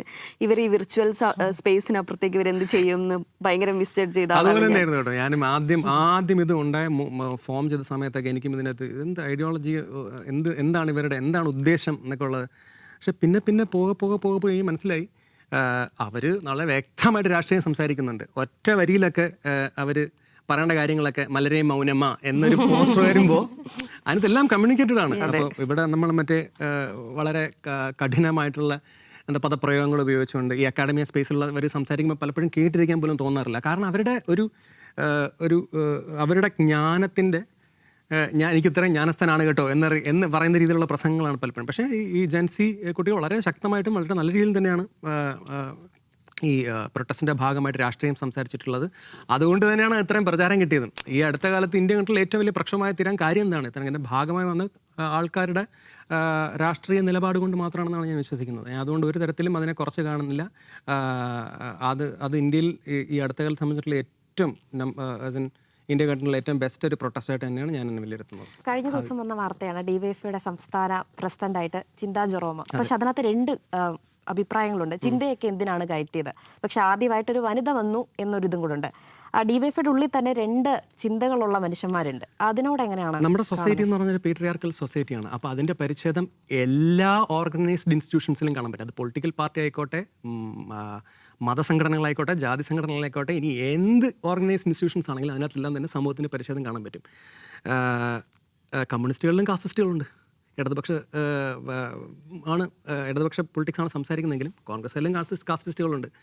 എല്ലാത്തിലും ഉണ്ട്. സമൂഹത്തിനെ പരിശോധന എല്ലാ ഓർഗനൈസ്ഡ് ഇൻസ്റ്റിറ്റ്യൂഷൻസിലും കാണാൻ പറ്റും എന്ന രീതിയിലാണ് കാണുന്നത്. അപ്പം ഈ ചിന്തയ്ക്കെതിരെ വന്നിട്ടുണ്ടെങ്കിൽ തന്നെ അങ്ങനെ വരാൻ കാരണം തന്നെ പേട്രിയാർക്കൽ മനോഭാവമുള്ള ആളുകൾ ആ സംഘടന ഉള്ളതുകൊണ്ടാണ് അങ്ങനെ ഒരു പക്ഷം വരുന്നത്. അത്രേ ഉള്ളൂ. നമ്മൾ മ്യൂസിക്കിലേക്ക് വരുമ്പോഴേ ഡബ്സി, MHR, ലിൽ പയ്യൻ, ഈ ഒരു ഇതെന്ന് പറയും മൂസിൻ പരാരി, ഇവരൊക്കെ ഈ മലബാർ ഭാഷയെ അല്ലെങ്കിൽ മലബാറിൻ്റെ പൊളിറ്റിക്സിനെയാണ് അവരെപ്പോഴും ഉയർത്തിപ്പിടിച്ചിട്ടുള്ളത്. അതിനെ വളരെ രൂക്ഷമായിട്ട് ഇവരെന്ത് ഭാഷയാണ് സംസാരിക്കുന്നത്, അതൊരു മലയാളമായിട്ട് പോലും അംഗീകരിക്കാത്ത ആൾക്കാരുണ്ട്. അതിന് ആ തരത്തിൽ ഹെയ്റ്റ് ഉണ്ടാക്കുന്നവരുണ്ട്. പക്ഷെ അതൊരു സ്ട്രീമായിട്ട് രൂപപ്പെട്ടു, പുതിയൊരു ഇതിലേക്ക് മാറി. അപ്പോൾ അതിനെ എങ്ങനെയാണ് സൂചിച്ച് കാണുന്നത്? അതായത് ഈ തരത്തിലൊരു എക്സ്പ്രഷൻ ഇപ്പം ഞാൻ പറയുമ്പോൾ കുറച്ചു കാലം മുമ്പ് വരെ മലബാർ ഭാഷയെ അങ്ങനെ നല്ല മലയാളമായിട്ട് ആരും കണക്കാക്കിയിരുന്നില്ല. മലയാള സിനിമയിൽ മലബാർ എന്ന് പറഞ്ഞാൽ നമുക്ക് മാമുക്കോയായിരുന്നു, ഒരു കളിയാക്കുന്ന പോലെ. നമ്മൾ തുടക്കത്തിൽ സംസാരിച്ച ഞാൻ തന്നെ അതന്നെ. കാരണം ഇത് മലബാർ സ്ലാങ് ഭയങ്കര കൂൾ ലാംഗ്വേജ് ആണല്ലേ, ഭയങ്കര കൂളായി. ഇപ്പോൾ ആളുകൾക്ക് ഇപ്പോൾ കളിയാക്കലുകൾ ഉണ്ടോ എന്ന് തന്നെ എനിക്കറിയില്ല. മലയാള ഭാഷ ഇപ്പം ഡബ്സിയുടെ ഒക്കെ പാട്ടുകൾ അധികം അല്ലെങ്കിൽ MHR തുടങ്ങി ആ മേഖലയിൽ നിന്ന് വരുന്ന അല്ലെങ്കിൽ ആ ടെറിട്ടോറിയിൽ നിന്ന് വരുന്ന എല്ലാവരും തന്നെ ഉണ്ടാക്കുന്നത് they are very true to their where they are coming from. അപ്പം അതുകൊണ്ട് തന്നെ ആളുകൾ ഇത് കേട്ട് this is very cool no. Like Malabar slang എനിക്കിപ്പോൾ അങ്ങനെ ഒരു പ്രശ്നമുള്ള സ്ലാങ് ആയിട്ട് തോന്നുന്നു. പക്ഷേ ഞാൻ അറ്റ് ദ സെയിം ടൈം എനിക്ക് അങ്ങനെ കൂളാക്കിയെടുത്തുള്ള ആകാൻ കാരണം ആ ഭാഗത്തുണ്ടായേക്കുന്ന ഇവർ ഈ പറഞ്ഞ പേരുകളെല്ലാം തന്നെയാണ്. ഈ പേരുകൾ കൊണ്ടുണ്ടായ ഹിപ്പ് ഹോപ്പ് മ്യൂസിക്കിൽ അവർ ബേസിക്കലി ഫോക്കസ് ചെയ്യുന്നത് ഹിപ്പ് ഹോപ്പ് എന്ന ജോൺറയാണെങ്കിലും അതുകൊണ്ട് തന്നെയാണ് ഈ ഒരു മാറ്റം സമൂഹത്തിൽ കൊണ്ടുവരാൻ പറ്റിയെന്നാണ് എനിക്ക് തോന്നുന്നത്. അത് എത്രത്തോളം മെയിൻ സ്ട്രീമിലേക്ക് എത്തിയിട്ടുണ്ട്? നമ്മൾ മെയിൻ സ്ട്രീമിലേക്ക് നോക്കുമ്പോൾ മെയിൻ സ്ട്രീമിൽ ഇപ്പോൾ ഇവരുടെ പാട്ടുകളല്ലേ വരുന്നത്. മെയിൻ സ്ട്രീംകാർ ഇപ്പം എന്താ വിളിക്കണം? ഇപ്പം ആരെ വിളിക്കണം? പാടം വിളിക്കണം? ആരൊക്കെയാണ് ഇവരൊക്കെ തന്നെ പാടം വിളിക്കണം. അത് എത്രത്തോളം ഒരു ഇമ്പാക്ട് ഉണ്ടാക്കിയിട്ടുണ്ടെന്ന് വിചാരിക്കുന്നത്? നമുക്ക് എപ്പോഴും മെയിൻ സ്ട്രീം എന്ന് പറയുമ്പോൾ ഒരു സവർണ്ണ മലയാള സങ്കല്പമാണ് അവിടെ എപ്പോഴും ഉള്ളത്. ഉണ്ട്. അത് ഒരു ഇപ്പോൾ അത്രത്തോളം സവർണ്ണത ഉണ്ടോ എന്ന് വെച്ച് കഴിഞ്ഞാൽ എനിക്കറിയില്ല. മൊത്തത്തിൽ പൊളിച്ചെഴുതിയിട്ടുണ്ടെന്ന് തോന്നുന്നുണ്ടോ? ഇനിയും പൊളിയാൻ കുറെ ഉണ്ട്. പക്ഷെ പതുക്കെ പൊളിയുന്നുണ്ടെന്ന് എനിക്ക് തോന്നുന്നത്. കാരണം സൂരജിന്റെ ഒരു സോളോ ആൽബം തനി മലയാളം എന്ന് പറയുന്ന സോളോ ആൽബം, അല്ല, എന്റെ ആൽബത്തിന്റെ പേര് ദ ജിപ്സി സൺ എന്നായിരുന്നു. അതിലൊരു പാട്ടാണ് തനി മലയാളം. അത് 6 വർഷം മുന്നേ എന്താണ് 6 വർഷം മുന്നേ അല്ലേ? അതെ, 5 6 വർഷം മുന്നെയാണ് വന്നിട്ടുള്ളത്. അതിൽ നിന്ന് എത്രത്തോളം മാറിയിട്ടുണ്ടെന്ന് തോന്നുന്നുണ്ട് ഇപ്പോൾ? അന്ന് ഈ പറഞ്ഞ പോലെ അമ്മ മലയാളത്തിനെ കുറിച്ചൊക്കെ ഭയങ്കരമായിട്ട് എക്സ്പ്രസ് ചെയ്തിട്ടുള്ള ഒരു പാട്ടായിരുന്നു. അപ്പോൾ ആ പാട്ട് ഇന്നത്തെ കാലത്തിലേക്ക് വന്ന് അതിനൊരു പൊളിച്ചെഴുത്ത് വേണമെന്ന് ഇപ്പൊ തോന്നുന്നുണ്ട്. ഏത് രീതിയിൽ എനിക്ക് എന്റെ പേര് മാറ്റണം തോന്നുന്നുണ്ട്. പിന്നെ വരികൾ ഞാൻ മാറ്റണമെന്നുണ്ട്. ഞാൻ മലയാളം ആക്കിയാണ്. ഞാൻ മലയാളം ആക്കിയാണ്. തനി മലയാളം എന്നൊരു രൂപം കൊണ്ടുവരില്ല. പിന്നെ അതിൻ്റെ വരികൾ ഞാൻ ചിലപ്പോൾ മാറ്റിയാണ്. പിന്നെ മ്യൂസിക്കലി ഒന്നും എനിക്ക് മാറ്റണമെന്ന് എനിക്ക് തോന്നുന്നില്ല. ബേസിക്കലി ലിറ്ററേച്ചറും അതിൻ്റെ പേരും മാറ്റണമെന്ന് പലപ്പോഴും തോന്നിയിട്ടുണ്ട്. ആ ആൽബം എന്ന് പറഞ്ഞു കഴിഞ്ഞാൽ ദ ജിപ്സീസ് എന്ന ആൽബം എൻ്റെ ഏകദേശം 1 വർഷത്തൊരു പ്രയാണമാണ്. ഓരോ പാട്ടും സിംഗിൾസ് ആയിട്ട് ഇറങ്ങിയിട്ട് പിന്നെ ഒരു 5 പാട്ടിൻ്റെ ഒരു ക്രോഡീകരണ നിലയിലാണ് ആൽബം ഇറങ്ങുന്നത്. അപ്പം ആ ഒരു വർഷത്തിൽ ഉണ്ടായ എൻ്റെലുള്ള മാറ്റങ്ങളെല്ലാം തന്നെ ആൽബത്തിലും ഭയങ്കര പ്രകടമാണ്. ഭയങ്കര പരീക്ഷണമായിരുന്നു. ആദ്യത്തെ കാരണം എല്ലാം സ്വന്തമായിട്ടാണ് ഫ്രം ദ സ്ക്രാച്ച് ചിന്തിച്ച് ചെയ്യണം, എന്ത് ടോപ്പിക്കിനെ പറ്റി പറഞ്ഞിട്ടുണ്ടാക്കണം. അപ്പം ഞാനെന്ന വ്യക്തി മാറുന്നതും ഈ ആൽബത്തോടു കൂടി ഭയങ്കരമായിട്ട് മാറുന്നുണ്ട്. ആദ്യത്തെ 3 കഴിഞ്ഞ് അവസാനത്തെ 2 പാട്ട് മാത്രമേ എനിക്കിപ്പോൾ അതിനകത്ത് റിലേറ്റ് ചെയ്യാൻ പറ്റുന്നുള്ളൂ, personally speaking. Maybe Isai and Kuruthi എന്ന 2 പാട്ടുകളുണ്ട്. ആ 2 പാട്ടുകൾ മാത്രമാണ് എൻ്റെ ആദ്യത്തെ ആൽബത്തിൽ എനിക്ക് റിലേറ്റ് ചെയ്യാൻ പറ്റുന്ന പാട്ടുകൾ. ഇപ്പോൾ ബാക്കി 3 പാട്ടും എനിക്ക് തോന്നുന്നു വീണ്ടും അത് ഞാനിപ്പോൾ ഒരുപക്ഷെ ഇപ്പോൾ ഈ ഒരു കാലഘട്ടത്തിൽ ഞാൻ 3 പാട്ടുകളും ഈ കാണുന്ന രൂപത്തിൽ ഞാൻ ചിലപ്പം ചെയ്യില്ലായിരുന്നു. എവിടുന്നാ സൂരജിന്റെ അൺലേണിംഗ് പ്രോസസ്സ് തുടങ്ങിയത്? ലൈക്ക് ഒരു എക്സ് കമ്മ്യൂണിസ്റ്റ് അല്ല, നേരത്തെ കമ്മ്യൂണിസ്റ്റ് ആശയങ്ങളോട് വളരെ ഇത് പുലർത്തുന്ന കമ്മ്യൂണിസ്റ്റ് ആശയങ്ങൾ ഇപ്പോഴും ഉണ്ട്. കമ്മ്യൂണിസ്റ്റ് ആശയങ്ങളെയും മാർക്സിസ്റ്റ് ആശയങ്ങളെയും ക്രിട്ടിക്ക് ചെയ്ത് മുന്നോട്ട് പോകണം എന്നാണ് ഞാൻ പറയുന്നത്. ഏത് ആശയമായാലും ഞാൻ ഒരു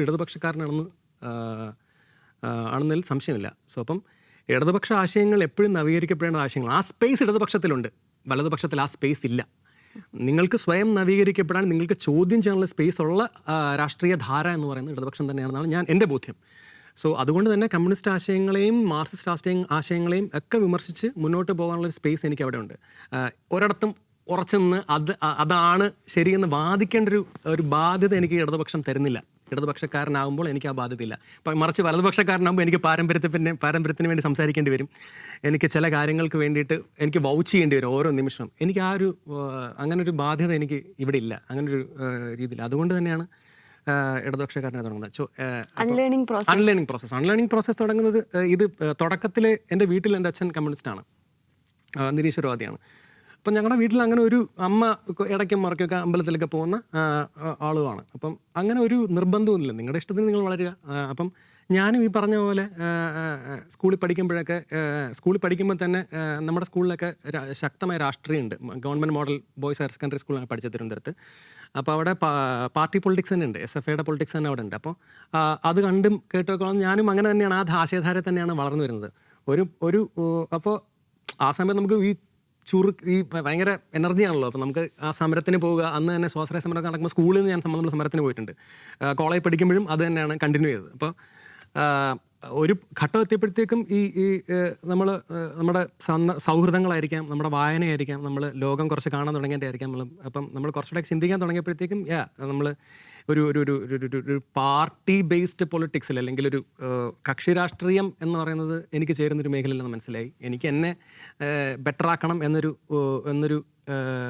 ജെന്യൂനായിട്ടുള്ള ആഗ്രഹം എന്നിൽ ഉണ്ടായി തുടങ്ങി. അതുവരെ അതില്ലായിരുന്നു എന്നുള്ളത് ഞാൻ പിന്നീട് മനസ്സിലാക്കുന്നത്. അപ്പോൾ ഒരു സ്റ്റേജ് കഴിഞ്ഞപ്പോഴത്തേക്കും, കോളേജൊക്കെ കഴിഞ്ഞ് ഒരു വളരെ ലേറ്റ് ആയി കേട്ടോ. ഒരുപാട് ഞാൻ കുറേ കാലം മണ്ടനായിരുന്നു.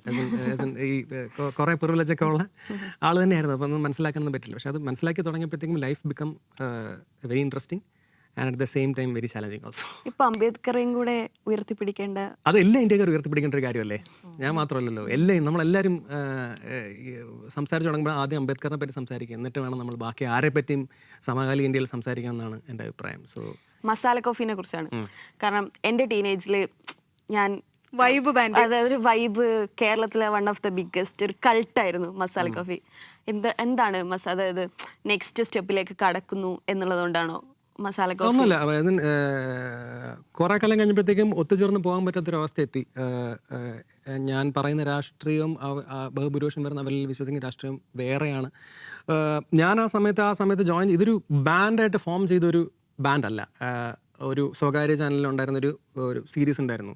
ആ സീരീസിൻ്റെ ഭാഗമായിട്ട് നമ്മൾ പല ആളുകൾ, പല മ്യൂസിഷ്യൻസ് പല ഭാഗത്ത് നിന്ന് വരികയും ഒരു പെർഫോം ചെയ്യുകയും ചെയ്തു. അപ്പോഴും ഇതൊരു ബാൻഡ് എന്ന കോൺസെപ്റ്റ് ഇല്ല. പക്ഷേ അതിൻ്റെ ആ പരമ്പരയിൽ നമ്മുടെ പാട്ടുകളൊക്കെ പുറത്തിറങ്ങി, ജനം ഇഷ്ടപ്പെട്ടു. അതിൻ്റെ ഭാഗമായിട്ട് എന്നാൽ ഇനിയിപ്പോൾ നമുക്ക് ഒരുമിച്ച് പെർഫോം ചെയ്ത് തുടങ്ങാം. അങ്ങനെയാണ് അതിനൊരു ബാൻഡിൻ്റെ രൂപം വരുന്നത്. അപ്പോൾ അതിൻ്റെ ഭാഗമായിട്ട് അന്ന് കൂടി എല്ലാവരും കൂടി ചേർന്ന് കുറച്ച് കാലം, ഒരു 4-5 വർഷം ഞാൻ ഒരുമിച്ച് അവരെ എല്ലാവരും കൂടെയും ചേർത്ത് പിടിച്ചുകൊണ്ട് എന്ത് ചെയ്യാം എന്നതിൻ്റെ ഭാഗമായിട്ടാണ് ഞാൻ കുറേ കാലത്ത് വർക്ക് ചെയ്തത്. കുറേ കഴിഞ്ഞപ്പോഴത്തേക്ക് എനിക്ക് അതല്ല ചെയ്യേണ്ടതെന്ന് തോന്നുകയും, പിന്നെ കുറേ ബാൻഡിൽ വർക്ക് ചെയ്തിട്ടുള്ള ആളുകൾക്ക് മനസ്സിലാവും, കുറച്ച് ബാൻഡ് പൊളിറ്റിക്സ് വന്നു, അതിനകത്ത് പല പ്രശ്നങ്ങൾ വന്നു, കുറച്ച് ടോക്സിക് അറ്റ്മോസ്ഫിയർ ഒക്കെ ഉണ്ടായി. അപ്പം ഞാൻ അതിനകത്ത് നിന്ന് ചൊല്ലിട്ട് രാജിവെച്ചു. ഞാനെന്നൊരു പാട്ട് പാടട്ടെ? പാടുവിൻ. ആലായാൽ തറ വേണം, അടുത്തോരമ്പലം വേണം, ആലിനു ചേർന്നൊരു കുളവും വേണം. വേണോ എന്നാണ് ചോദ്യം. വേണോ വേണ്ടയോ എന്നുള്ളത് ഇത് കേൾക്കുന്നവരാണ് തീരുമാനിക്കേണ്ടത്. എന്നെ സംബന്ധിച്ചിടത്തോളം വേണ്ടാന്ന് തന്നെയാണ്. നമ്മൾ സ്റ്റീരിയോ ടൈപ്പുകളിലൊക്കെ ഇങ്ങനെ അഭിരമിച്ച് എത്ര കാലം നമ്മൾ മുന്നോട്ട് പോകും. പിന്നെ ഈ പഴഞ്ചൻ ആശയങ്ങളൊക്കെ നമ്മൾ തള്ളിക്കളയാൻ തന്നെ വേണം. ഇങ്ങനെ ആയാൽ ഉണ്ടെങ്കിൽ ഇങ്ങനെ ആയാൽ അത് തന്നെ വേണം, അതിൻ്റെ കൂട്ടത്തിൽ ഇതും വേണം എന്ന് പറയുന്ന സ്റ്റീരിയോ ടൈപ്പ് ഉണ്ടല്ലോ, അത് വേണ്ട. അത് അങ്ങനെയാണെങ്കിൽ അങ്ങനെ ആവണമെന്നൊന്നുമില്ല, വേറെ എങ്ങനെയോ ആവാം. സോ ആ പാട്ട് മുന്നോട്ട് വയ്ക്കുന്ന പല വിധത്തിലുള്ള പ്രശ്നങ്ങളുണ്ട്. ഒന്ന് സ്റ്റീരിയോ ടൈപ്പ്, ഒന്ന് മിസജനി, ഒന്ന് പിന്നെ ഇങ്ങനെ പറഞ്ഞുകൊണ്ടിരിക്കാം വേണമെങ്കിൽ ഓരോരോ കാര്യങ്ങളായിട്ട്. സോ അതെല്ലാം തിരുത്തി എഴുതപ്പെടേണ്ടത് തന്നെയാണ്. ആ തിരുത്തി എഴുതിയ 4 വരി ഒന്ന് പാടിയാലോ? ഓണമൊക്കെ അല്ലേ. ആലായാൽ തറ വേണോ, അടുത്തോരമ്പലം വേണോ, ആലിന്നു ചേർന്നൊരു കുളവും വേണോ, കുളിപ്പാനായി കുളം വേണോ, കുളത്തിൽ ചെന്താമര വേണോ, കുളിച്ചാൽ പിന്നകം പുറം ചിന്തകൾ വേണോ, ആലായാൽ തറ വേണോ, അടുത്തോരമ്പലം വേണോ, ആലിന്നു ചേർന്നൊരു കുളവും വേണോ. ഇതിൻ്റെ ബാക്കി വരികളുണ്ട് കേട്ടോ, അത് നിങ്ങൾ കേൾക്കുന്നവരൊക്കെ കേട്ട് നോക്കൂ. നമ്മൾ നേരത്തെ ബാൻഡിൻ്റെ കാര്യം പറഞ്ഞിട്ടാണ് നമ്മൾ അവസാനിപ്പിച്ചത്. ഇപ്പോൾ ട്രെൻഡിങ് ആയിട്ട് നിൽക്കുന്ന, അല്ലെങ്കിൽ സോഷ്യൽ മീഡിയയിലാണെങ്കിലും വളരെ ലൈം ലൈറ്റിൽ നിൽക്കുന്ന ഒരു ബാൻഡാണ് നന്ദഗോവിന്ദം ഭജൻസ്. അപ്പോൾ അവർ കൂടുതലും ഭക്തി, ആ ഒരു ഓഡിയൻസ് ആണ് അവർക്കുള്ളത്. പ്രത്യേകിച്ച് അമ്പലപ്പറമ്പിലൊന്നും കാണുന്ന ഒരു ഓഡിയൻസ് അല്ല, നമ്മൾ തുള്ളിക്കളിക്കുന്ന ഒരു ഓഡിയൻസ് അല്ല, മൊത്തം middle class, upper middle class ആളുകളാണ് കൂടുതൽ. അപ്പോൾ നമ്മൾ ഈ നോർത്ത് ഇന്ത്യയിലൊക്കെ നോക്കുകയാണെന്നുണ്ടെങ്കിൽ ഈ ഭജൻസ്, ഭക്തി അവരെങ്ങനെയാണ് ഒരു സംഘ് പരിവാറിൻ്റെ ടൂളാക്കുന്നതെന്ന് നമുക്ക് വ്യക്തമായിട്ട് കാണാം. അതായത് നമ്മുടെ പ്രധാനമന്ത്രി നരേന്ദ്രമോദി തന്നെ യുവാക്കൾ ഈ ഭജൻസിലേക്ക് വരുന്നതും ഭജൻ ക്ലബിങ്ങിലേക്ക് വരുന്നതൊക്കെ ഭയങ്കരമായിട്ട് പ്രോത്സാഹിപ്പിക്കുന്നുണ്ട്. അപ്പോൾ അത് നമ്മുടെ മലയാളികളിലേക്ക് വരുമ്പോൾ, കേരളത്തിലേക്ക് വരുമ്പോൾ അവർ ഉയർത്തിപ്പിടിക്കുന്ന രാഷ്ട്രീയം എങ്ങനെയാണ് ആളുകളെ സ്വാധീനിക്കുന്നതെന്നാണ് വിചാരിക്കുന്നത്? അത് അവരോട് തന്നെ ചോദിക്കേണ്ട കാര്യമാണ്, അവരുടെ രാഷ്ട്രീയം എന്താണ്. എന്നാലും പുറത്തുനിന്ന് ബേസിക്കലി ഞാൻ എന്തുകൊണ്ടാണ് ഇത്രയും പ്രചാരം ലഭിക്കാൻ കിട്ടിയ കാരണം വെച്ചാൽ അവർ ഇൻകോപ്പറേറ്റ് ചെയ്യുന്നത് മെയിൻ സ്ട്രീം മ്യൂസിക്കും ഇൻകോപ്പറേറ്റ് ചെയ്യുന്നുണ്ട്. ഫിലിം മ്യൂസിക്കിൻ്റെ അകമ്പടിയോടുകൂടി തന്നെയാണ് അവർ അതിനെ മുന്നോട്ട് കൊണ്ടുവന്നത്. സോ ഇപ്പം നേരത്തെ പറഞ്ഞില്ലേ മലയാളി ഭയങ്കര പ്രബുദ്ധരാണെന്നൊക്കെ പറഞ്ഞത്. മലയാളി പ്രബുദ്ധതയ്ക്കുപരി മലയാളിക്ക് എഡ്യൂക്കേഷൻ കൊണ്ടായിട്ടുള്ള ഒരു അഡ്വാൻറ്റേജ് എന്ന് വെച്ച് കഴിഞ്ഞാൽ നമുക്ക് കൃത്യമായിട്ട് മറക്കാൻ അറിയാം കാര്യങ്ങൾ. നമ്മൾ നന്നായിട്ട് മറച്ചു പിടിക്കും. ആ മറച്ച് പിടിക്കുന്നതിൻ്റെ കൂട്ടത്തിൽ കുറേ കാര്യങ്ങൾ ഒളിച്ച് കടത്തുകയും ചെയ്യും. സോ അതിൻ്റെ ഒരു അങ്ങനെ ഒരു പ്രോജക്റ്റായിട്ടാണ് എനിക്ക് കിട്ടുന്ന പ്രചാരം. ഇതിൽ തന്നെ ഈ വിഷയത്തിൽ തന്നെ വേടനയല്ല ഈ ഭജൻസിനെയാണ് കേൾക്കേണ്ടത് എന്ന് പറഞ്ഞിട്ട് റൈറ്റ് വിങ് ഹാൻഡിൽസ് ഭയങ്കര സോഷ്യൽ മീഡിയ പ്രചാരണം നടത്തുന്നുണ്ട്. അപ്പം ആ തരത്തിൽ അതിനെ പ്രചരിപ്പിക്കപ്പെടുന്നുള്ള വിഷയം. പിന്നെ കേരളത്തിലെ ഇടതുപക്ഷം CPM ഇതിനെ അതിൻ്റെ അപകടം മുന്നിൽ കണ്ടുകൊണ്ട് അതിനെ പ്രതിരോധിക്കേണ്ടതുണ്ടെന്ന് തോന്നുന്നുണ്ടോ? പ്രതിരോധിക്കേണ്ട കാര്യമുണ്ടോ എന്ന് വെച്ച് കഴിഞ്ഞാൽ ഈ നന്ദഗോവിന്ദം ഭജൻസിനെ പ്രതിരോധിക്കേണ്ടതുണ്ടോ എന്ന് എനിക്കറിയില്ല. ഇത്തരത്തിലുള്ള ഈ അജണ്ടയുമായിട്ട് വരുന്ന എല്ലാ പ്രോജക്ട്സിനെയും പ്രതിരോധിക്കേണ്ട കാര്യമുണ്ട്. എനിക്ക് തോന്നുന്നു നന്ദഗോവിന്ദം ഭജൻസിനോട് അവരുടെ തന്നെ ഏതോ ഒരു ക്ലിപ്പ് ഞാൻ കണ്ടപ്പോഴത്തേക്ക് അവർ പറഞ്ഞു അവരുടെ കൂട്ടത്തിൽ തന്നെ പല രാഷ്ട്രീയ ധാരയിലുള്ള ആളുകളുണ്ട് എന്നൊക്കെയാണ് അവർ പറയുന്നത്. സോ അതുകൊണ്ട് തന്നെ അവരോട് സംസാരിക്കുമ്പോൾ സംവദിക്കുകയും ചെയ്യുമ്പോൾ മാത്രമേ അവരുടെ പൊളിറ്റിക്സ് എന്നാണ് എനിക്ക് കൃത്യമായിട്ട് മനസ്സിലാക്കാൻ സാധിക്കുകയുള്ളൂ. കാരണം അങ്ങനെയുള്ള സംവാദങ്ങൾ ഇതുവരെ സമൂഹത്തിൽ ഉണ്ടായിട്ടില്ല. കാരണം ഇപ്പോൾ എന്നോട് ചോദ്യങ്ങൾ ഒരുപാട് ചോദിക്കുന്നുണ്ട്. അതുപോലെ തന്നെ ഇവിടെയുള്ള ഓരോ കലാകാരന്മാരോട് ഒരുപാട് ചോദ്യങ്ങൾ ചോദിച്ചാൽ മാത്രമേ എന്താണ് അവർ ഇൻറ്റേർണലൈസ് ചെയ്തേക്കുന്ന ട്രൂത്ത്, എന്താണ് അവർ സംസാരിക്കാൻ ആഗ്രഹിക്കുന്നത് എന്നുള്ള കാര്യങ്ങൾ നമുക്ക് മനസ്സിലാക്കാൻ സാധിക്കുള്ളൂ. അത് മനസ്സിലാക്കാത്തടത്തോളം കാലം നമുക്ക് ആരോപണങ്ങൾ മാത്രം നമ്മൾ ആരോപിച്ചുകൊണ്ടിരിക്കാനേ പറ്റുള്ളൂ. അപ്പോൾ അതുകൊണ്ട് അവരോട് ചോദ്യങ്ങൾ ചോദിക്കണം. അവരോട് നിങ്ങൾ എന്തുകൊണ്ടാണ് ഇത് ചെയ്യുക. ഇപ്പോൾ എന്നോട് ചോദിച്ചല്ലോ എൻ്റെ ആൽബത്തിലെ പഴയ 3 പാട്ട് റിലേറ്റ് ചെയ്യാൻ പറ്റുന്നുണ്ടോ, അതുപോലെ അവരോട് പൊളിറ്റിക്കലായിട്ടുള്ള ക്വസ്റ്റ്യൻസ് ചോദിക്കണം. അപ്പോൾ അത് അവരോട് മാത്രമല്ല ഈ നാട്ടിൽ എല്ലാവരോടും ചോദിക്കണം. അപ്പോൾ കൃത്യമായി നമുക്ക് വായിച്ച് എടുക്കാൻ പറ്റും അവർ ചെയ്യുന്ന പ്രവൃത്തി എന്താണ്, മേക്കുന്ന കല എന്താണെന്ന്. അതിനപ്പുറത്തേക്കും നമ്മൾ അനുമാനങ്ങളിലും ആരോപണങ്ങളും ഉയർത്തിച്ച് മാത്രം മുന്നോട്ട് പോകുന്നൊരു കാര്യം അത്ര വളരെ സില്ലി ആയിട്ട് എടുക്കേണ്ട ഒരു കാര്യമായിട്ട് എനിക്ക് തോന്നുന്നില്ല. വളരെ സീരിയസ് ആയിട്ട് എടുക്കേണ്ട കാര്യം തന്നെ, വളരെ സീരിയസ് ആയിട്ടുള്ള ടോപ്പിക് തന്നെയാണ് പറഞ്ഞതും. പക്ഷേ അതിന് പോംവഴി എന്ന് പറയുന്നത് നിരന്തരമായിട്ടുള്ള ക്വസ്റ്റ്യനിങ്ങും സംവാദങ്ങളുമാണെന്നാണ് എനിക്ക് തോന്നുന്നത്. സൂരജ് എല്ലാ സൗത്ത് ഇന്ത്യൻ ഭാഷയിലും വർക്ക് ചെയ്തിട്ടുണ്ട്. അനിരുദ്ധിനെ കുറിച്ച് 2 വാക്ക്. അനിരുദ്ധായിട്ട് ഞാൻ ആക്ച്വലി എനിക്ക് മുന്നേയും ഈ അടുത്താണ് ഞാൻ റെക്കോർഡ് ചെയ്തത്. കൂലി എന്ന ചിത്രത്തിന് വേണ്ടിയിട്ടാണ് ഞാൻ ആദ്യമായിട്ടൊരു പാട്ട് റെക്കോർഡ് ചെയ്യുന്നത്. കുക്കി എന്ന് പറഞ്ഞൊരു മേജർലി അതൊരു പാട്ടല്ല, അതിനകത്ത് കുറേ ജതികളാണുള്ളത്, ലിറിക്കില്ലാത്തൊരു പാട്ടാണ്. അതുകൊണ്ട് തന്നെ ഭയങ്കര ഫണ്ണായിട്ടായിരുന്നു വർക്ക് ചെയ്യാനായിട്ട്. ഇതിന് മുന്നേ പാടാൻ 2 പടത്തിൽ വിളിച്ചപ്പോഴത്തേക്ക് എനിക്ക് പോകാൻ പറ്റിയിട്ടില്ലായിരുന്നു ചില കാര്യങ്ങൾ കൊണ്ട്. പക്ഷെ such a fun person to work with. ഞാനവിടെ വെളുപ്പിന് തലേദിവസം എത്തി. അതായത് എൻ്റെ അടുത്ത് കിടന്നിട്ട് ഉറങ്ങിക്കോളാൻ പറഞ്ഞു. പുള്ളിക്കാരൻ വർക്ക് ചെയ്യുന്നത് വെളുപ്പിന് 5 മണിക്കാണ്. അപ്പം 4 മണിയാകുമ്പോൾ ഞാൻ വിളിക്കാം. അപ്പം 4 മണിയാകുമ്പോൾ പുള്ളിക്കാരൻ്റെ അസിസ്റ്റൻ്റ് വിളിച്ചപ്പോൾ ഞാൻ 4 മണിയാകുമ്പോൾ ഉറക്കം എഴുന്നേറ്റ് പുള്ളിയുടെ സ്റ്റുഡിയോ പോകുന്നു. ഭയങ്കര വർക്കഹോളിക്കായിട്ടുള്ളൊരു മനുഷ്യനാണ്. ആസ് എൻ പണിയെടുത്തുകൊണ്ടേ ഇരിക്കുന്ന ഒരു മനുഷ്യനാണെന്ന് തോന്നുന്നു. ആസ് എൻ ഞാനതാണ് കണ്ടത് അവിടെ ചെന്നപ്പോഴത്തേക്കും. അവിടെ ചെന്നു, പുള്ളി പാട്ട് കേൾപ്പിച്ചു തന്നു. പാട്ട് പഠിക്കുന്നു. നമ്മൾ പിന്നെ കുറേ ജാം ചെയ്യുന്നു. കുറേ നമ്മൾ ഈ പാട്ട് നമ്മളിപ്പോൾ കേൾക്കുന്ന ആ കൊക്കി എന്ന് പറഞ്ഞ ട്രാക്കിന് ഉപരിയായിട്ട് നമ്മൾ ഒരുപാട് സാധനങ്ങൾ റെക്കോർഡ് ചെയ്തായിരുന്നു. കുറേ ഇംപ്രവൈസേഷൻസും കുറേ നേരം ജാം ചെയ്തൊക്കെ ഉണ്ടായിരുന്നു. അവസാനം അതിങ്ങനെ ഒരു പാട്ടായിട്ട് ഇറങ്ങി.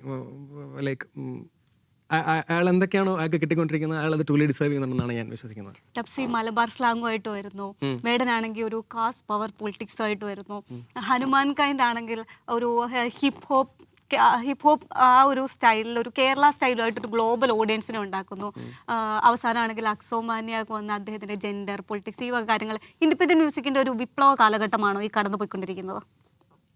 തുടക്കം എന്ന് പറയാൻ പറ്റുള്ളൂ. വിപ്ലവമാണോ എന്ന് വെച്ച് കഴിഞ്ഞാൽ ഇനിയും വിപ്ലവം സംഭവിക്കേണ്ടതെന്ന് എനിക്ക് തോന്നുന്നു. ഇനിയും മാറ്റങ്ങൾ ഒരുപാട് ഉണ്ടാകേണ്ടതെന്ന്. പക്ഷേ ഇറ്റ് ഇസ് ഇപ്പോൾ സംഭവിച്ചുകൊണ്ടിരിക്കുന്നതിന് ഭയങ്കര വളരെ ശുഭപ്രതീക്ഷയോട് തന്നെയാണ് കാണുന്നത്. ഓഡിയൻസ് എത്രത്തോളം മാറിയിട്ടുണ്ടെന്ന് തോന്നുന്നുണ്ട്? സാധാരണ നമ്മൾ മുന്നേയൊക്കെ നമ്മൾ ലൈവ് കൺസേർട്ടുകൾ നടക്കുമ്പോൾ വരുന്ന ഓഡിയൻസ് ഒക്കെ ഒന്നുകിൽ അവർക്ക് ഇഷ്ടപ്പെട്ട പാട്ടുകൾ കേൾക്കാൻ വേണ്ടിയിട്ട് വരുന്ന ആളുകളായിരിക്കും. അതായത് ഇപ്പോഴും അങ്ങനെയൊക്കെ തന്നെയാണ് അവർക്ക് ഇഷ്ടപ്പെട്ട പാട്ടുകൾ. പക്ഷെ എനിക്ക് തോന്നുന്നു കുറച്ചും കൂടി ആളുകൾ ഈ വരുന്ന ആർട്ടിസ്റ്റുകളുമായിട്ട് കമ്മ്യൂണിക്കേറ്റ് ചെയ്യാൻ വരുന്ന ആളുകൾ അവരെന്താണ് നമുക്ക് വേണ്ടി കരുതി വെച്ചിരിക്കുന്നത്, അല്ലെങ്കിൽ അവരെന്താണ് നമുക്ക് തരാൻ ഉദ്ദേശിക്കുന്നതെന്ന് കരുതിയിട്ട് ഇതുപോലുള്ള ലൈവ് കൺസേർട്ടുകൾ അറ്റൻഡ് ചെയ്യുന്ന ആൾക്കാരുടെ എണ്ണം കൂടുന്നതായിട്ട്. അത് കേരളത്തിലാണോ പുറത്തേക്കാണോ? കുറച്ചും കൂടി അത്തരം ഒരു വൈഡ് ഓഡിയൻസിന്റെ പുറത്തേക്കാണോ? പുറത്തേക്കെന്ന് പറയുമ്പോഴത്തേക്കും ഇന്ത്യക്ക് പുറത്തല്ല ഞാൻ ഉദ്ദേശിച്ചത്. ബാംഗ്ലൂർ പോലുള്ള സിറ്റീസിലൊക്കെ കുറച്ചുകൂടെ അക്സെപ്റ്റിംഗ് ആയിട്ടുള്ള ക്രൗഡ് ഉണ്ട്. കേരളത്തിലെ ക്രൗഡ് ബേസിക്കലി ഇപ്പോഴും പോപ്പുലർ പ്രോജക്ട്സ് എടുത്താലും അല്ലെങ്കിൽ ഇൻഡിപെൻഡൻ്റ് ആയിട്ടുള്ള നിങ്ങൾ ഈ പറഞ്ഞ ആർട്ടിസ്റ്റുള്ള പ്രോജക്റ്റ് എടുത്താലും അവിടെ കേട്ട് പരിചയിച്ചിട്ടുള്ള പാട്ടുകളുടെ പുറത്ത് തന്നെയാണ് ആളുകൾ കേൾക്കാൻ വരുന്നത്. അല്ലെങ്കിൽ ഒരു കലാകാരൻ എന്ത് കൊടുക്കുന്നോ അല്ലെങ്കിൽ കലാകാരനെ കേൾക്കാൻ വരുന്ന ഒരു സമൂഹം നമുക്ക് ഇനിയും സ്വപ്നം കാണാൻ ഒരുപാട് ദൂരം പോകണമെന്നാണ് എൻ്റെ പക്ഷം. ഇപ്പം സൂരജനെ പറഞ്ഞിട്ടുണ്ട് വേണമെങ്കിൽ കുറച്ച് അടിച്ചുപൊളി പാട്ട് പാടിയിട്ട് എനിക്ക് പൈസ മേടിച്ച് പോകാം. പക്ഷെ ഞാനതല്ല ഉദ്ദേശിക്കുന്നത്. എന്താണ് ഒരു കൺസേർട്ട് സ്റ്റൈൽ? എനിക്ക് റിലേറ്റ് ചെയ്യാൻ പറ്റുന്ന മ്യൂസിക് പാടുക എന്നുള്ളതാണ്. എനിക്ക് റിലേറ്റ് ചെയ്യാൻ പറ്റുന്ന മ്യൂസിക് എന്ന് പറയുമ്പോഴത്തേക്കും ഞാൻ ഭാഗമായിട്ടുള്ള കുറേ പോപ്പുലർ സോങ്സ് ഉണ്ട്. ഞാൻ ഉണ്ടാക്കിയിട്ടുള്ള പാട്ടുകളുണ്ട്. ഞാൻ എൻ്റെ ആൽബത്തിലായിക്കോട്ടെ എൻ്റെ സിംഗിൾസ് ആയിക്കോട്ടെ. അപ്പോൾ ഇത് രണ്ടും തമ്മിലുള്ളൊരു എനിക്ക് അവിടെ പോയിട്ട് എൻ്റെ പാട്ട് മാത്രം ഞാൻ ഉണ്ടാക്കിയ പാട്ട് മാത്രം പാടി വരുന്ന ഒരു സ്പേസ് എനിക്കിപ്പോൾ ഒരു കോൺസെർട്ടും ചെയ്യാൻ പറ്റില്ല. കാരണം ഞാൻ പാടിയിട്ടുള്ള പാട്ടുകൾ കേൾക്കാൻ വരുന്നൊരു വലിയ ശതമാനം ആളുകളുണ്ടെന്ന് എനിക്കറിയാം. സോ അപ്പോൾ ഞാൻ പാടിയിട്ടുള്ള പോപ്പുലർ ഫിലിം സോങ്സിലുള്ള പാട്ടുകൾ ഉൾക്കൊള്ളിച്ചുകൊണ്ട് രണ്ടിൻ്റെ ഒരു എങ്ങനെ കോർത്തിണക്കി എങ്ങനെ കൊണ്ടുപോകാം എന്ന രീതിയിലാണ് ഞാനിപ്പോൾ ചിന്തിക്കുന്നത്. അത്ര തന്നെ ഉള്ളൂ. അതിനപ്പുറത്തേക്ക് ഞാൻ അതിൻ്റെ കോണ്ടെക്സ്റ്റ് എന്ന് പറഞ്ഞാൽ ഇപ്പോൾ ഒരു കോൺസെർട്ട് വിജയമാണോ അല്ലയോ എന്ന് തീരുമാനിക്കുന്നത് ആളുകൾ ചാടിയോ തുള്ളിച്ചാടിയോ ഇല്ലയോ എന്നതിൻ്റെ അടിസ്ഥാനത്തിലൊരു ഒരു കണക്കൂട്ടലുണ്ട്. ഇപ്പോൾ അതല്ല തുള്ളിച്ചാടൽ മാത്രമല്ല. പക്ഷേ ഞാൻ പറയുന്നത് ഞാനും എൻ്റെ കോൺസെർട്ടിൽ ആളുകൾ തുള്ളിച്ചാടിക്കാറുണ്ട്. പക്ഷേ ഞാൻ പറയുന്നത് ഒരു 1.5 മണിക്കൂർ അല്ലെങ്കിൽ 2 മണിക്കൂർ നിൽക്കുന്ന പരിപാടി എന്ന് പറയുന്നത് ആദ്യം മുതൽ അവസാനം വരെ അത് ആർട്ടിസ്റ്റിൻ്റെ ഇഷ്ടമാണ് കേട്ടോ.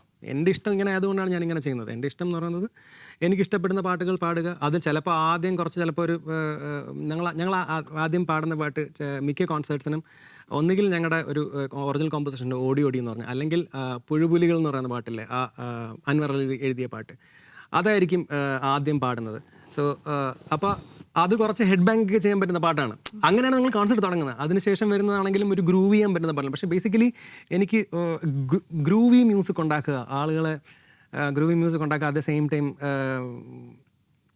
എൻഗേജ് ചെയ്യിക്കുക സംസാരത്തിലൂടെ, പറയേണ്ട കാര്യങ്ങളൊക്കെ ചിലപ്പോൾ റാൻഡമായിട്ട് അപ്പോൾ തോന്നുന്ന കാര്യങ്ങൾ പറയുന്നതാണ്. അങ്ങനെയൊക്കെ പോകാനാണ് താല്പര്യം. നമ്മളിപ്പോൾ കുറേ ആർട്ടിസ്റ്റുകളുടെ പേര് പറഞ്ഞല്ലോ. ഒരു കൊളാബ് ചെയ്യണമെന്ന് ആരുമായിട്ടൊരു കൊളാബ് ചെയ്യണം? എല്ലാവരും കൊളാബ് ചെയ്യണം. ഇതൊരു ഡിപ്ലോമാറ്റിക് ആൻസർ അല്ല. എനിക്ക് truly I want to work with everyone. പുതിയ ആളുകൾ എനിക്കങ്ങനെ മറ്റേ സ്റ്റാർ വാട്സിൻ്റെ വർക്ക് ചെയ്യില്ലെങ്കിലും കുഴപ്പമില്ല. ആരൊക്കെ വരുന്ന പുതിയ ആൾക്കാരൊക്കെ അവരോട് എല്ലാവരും ഇൻട്രസ്റ്റിംഗ് ആയിട്ടുള്ള എനിക്കിവിടെ റിലേറ്റ് ചെയ്യാൻ പറ്റുന്ന സംഭവങ്ങളൊക്കെ വരുമ്പോഴത്തേക്കും വർക്ക് ചെയ്യണമെന്ന് ആഗ്രഹമുണ്ട്. അങ്ങനെ ഇന്ന ആളെ കൂടെ മാത്രം മതി, ഇന്ന ആളെ മാറ്റത്തൊന്നുമില്ല. നമുക്ക് ഒരു കോമൺ പോയിന്റ് നമുക്ക് രണ്ടുപേർക്കും കലാകാരർക്ക് എത്താൻ പറ്റുന്നുണ്ടെങ്കിൽ അവരോടൊക്കെ ഞാൻ വർക്ക് റെഡിയാണ്. ഞാൻ ഒരു ദിവസം ഫുള്ളായിട്ട് സ്പെൻഡ് ചെയ്തിട്ടുണ്ട്. പക്ഷെ വർക്ക് ചെയ്തിട്ടില്ല. ഒരു പ്രോജക്റ്റിന്റെ ഭാഗമായിട്ട് ഒരു ദിവസം വെളുപ്പിനെ മുതൽ ഉച്ചവരെ അദ്ദേഹത്തോടെ സംസാരിച്ചിരുന്നിട്ടുണ്ട്. പക്ഷെ പിന്നെ ഒന്നും സംഭവിച്ചിട്ടില്ല. കാതല്ലാസை யாரை விட்டதோ உன்னொத்தை பார்வை ஓடி வந்து உயிரை தொட்டதோ ஓ காதல் தொல்லை தாங்கவில்லையே அதை தட்டி கேட்க உன்னை விட்டால் யாரும் இல்லையே. പോരെ. പിടയുന്ന രണ്ട് ജീവനിൽ കിനാവ് തന്ന കൺമണി. അപ്പോൾ സൂരജേട്ടന്റെ ലൈഫിൽ എങ്ങനെ സൂരജേട്ടന്റെ പിടയുന്ന ജീവനിൽ കിനാവ് തന്ന കൺമണികൾ ആരൊക്കെയാണ്? സുഹൃത്തുക്കൾ കുറേ പേരുണ്ട്, ഇഷ്ടംപോലെ ആൾക്കാരുണ്ട്. ഞാൻ അവരെല്ലാവരെയും ഞാൻ ഓർക്കാണ്, അവർക്കറിയാം അവരാരൊക്കെയാണ്. അവരെ കുറിച്ച് ആലോചിച്ചിട്ടാണ് ഈ പാട്ടൊക്കെ പാടിയത് ഉറപ്പായിട്ടും. ആണല്ലേ? അല്ലാണ്ടൊന്നും പാടാൻ പറ്റില്ല. അത് വെച്ചാൽ അത്രയും ഫീൽ അതെ, ആരാധിക ഭയങ്കര സ്നേഹം നിറഞ്ഞൊരു പാട്ടാണ്. സ്നേഹം, അത് ആ സ്നേഹമുള്ളൊരു കോമ്പോസിഷനാണ്. അതുണ്ടാക്കിയ ആളുകളും അത് എഴുതിയ ആളും ഒക്കെ തന്നെ അത് ഭയങ്കര ബ്യൂട്ടിഫുൾ ആയിട്ടാണ് അത് ക്രാഫ്റ്റ് ചെയ്തേക്കുന്നത്. അതിൻ്റെ കൂട്ടത്തിൽ എനിക്കും മധുവന്തിയാണ് ചേർന്ന് പാടിയാണ്. അപ്പം ഇത് പാടാനുള്ള ഇൻസ്പിറേഷൻ ഇതൊക്കെ തന്നെയാണ്. ഒരുപാട് ആളുകളുണ്ട്, ഒരുപാട് വ്യക്തിത്വങ്ങളുണ്ട്, ഒരുപാട്. ഇതാ ഞാൻ നേരത്തെ ചോദിച്ചത്, ഒരു പീപ്പിൾസ് പേഴ്സൺ ആണോ, മനുഷ്യന്മാരാൽ പൊതിഞ്ഞ് നിൽക്കുന്ന ഒരു മനുഷ്യനാണോ, അതോ തനിയൊരുവനാണോ? സ്റ്റേജിൽ നിൽക്കുമ്പോൾ മാത്രമാണ് എനിക്ക് ആക്ച്വലി ഈ ആളുകളോട് കമ്മ്യൂണിക്കേറ്റ് ചെയ്യാനൊക്കെ എളുപ്പം. സ്റ്റേജിന് പുറത്ത് പോയി കഴിഞ്ഞാൽ എനിക്ക് കുറച്ച് സോഷ്യൽ ആൻസൈറ്റി. ഇൻട്രോവേർട്ട് അല്ല, എന്നാൽ kind of introvert. Malabar song കൂടെ അല്ല, ഒരു മാപ്പിളപ്പാട്ട് ഏതെങ്കിലും ഉണ്ടാക്കിയേ. മാണിക്യ മലരായ പൂവി മഹദിയാം ഖദീജ ബീവി മക്കയെന്ന പുണ്യനാട്ടിൽ വിലസിടും മൂരി വിലസിടും